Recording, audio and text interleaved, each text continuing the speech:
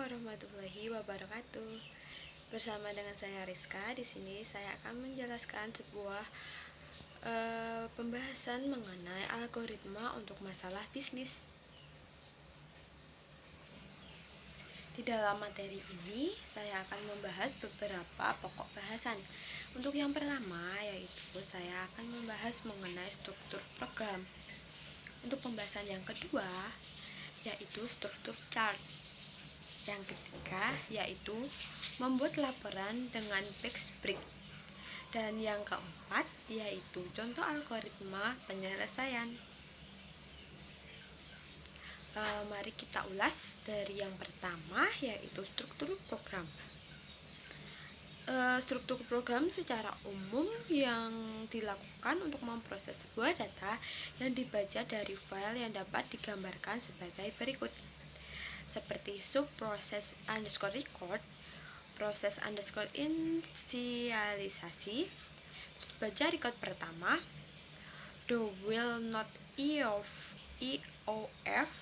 nanti itu ada proses underscore record underscore ini, kemudian baca next record, and do, proses underscore final, dan end. Selanjutnya untuk tahap bahasan yang kedua, yaitu mengenai struktur chart.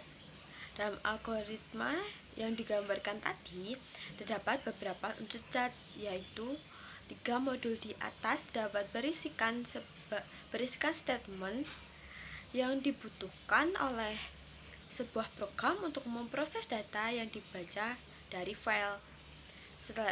Selain itu juga main program tersebut dari struktur chart sudah ada, sehingga dapat dikembangkan proses dari ketiga modul tersebut. Seperti gini, proses underscore urutan underscore file itu nanti dibagi menjadi 3. Yang pertama yaitu proses underscore inisialisasi, yang kedua yaitu proses underscore record underscore ini, dan yang ketiga yaitu proses underscore final.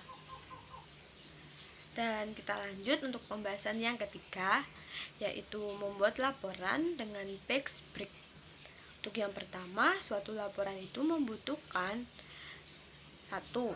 Judul, 2. Baris judul, yang ketiga kolom judul, yang keempat detail, dan yang kelima adalah total. Selain itu, suatu halaman laporan juga menampung beberapa baris record, sehingga harus mengatur pemindahan ke halaman yang baru. Dan selanjutnya yaitu dibutuhkan juga sebuah break untuk memeriksa kapan harus pindah ke halaman baru atau biasa disebut dengan backbreak. Membuat laporan dengan backbreak sendiri dibagi menjadi 2. Yang pertama yaitu single level control break, dan yang kedua yaitu multiple level control break.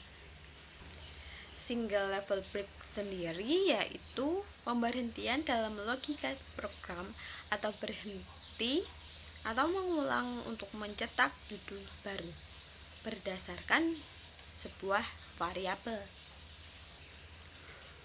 Untuk multi level break sendiri yaitu pemberhentian dalam logika program atau berhenti atau mengulang untuk mencetak judul baru berdasarkan beberapa nilai variabel.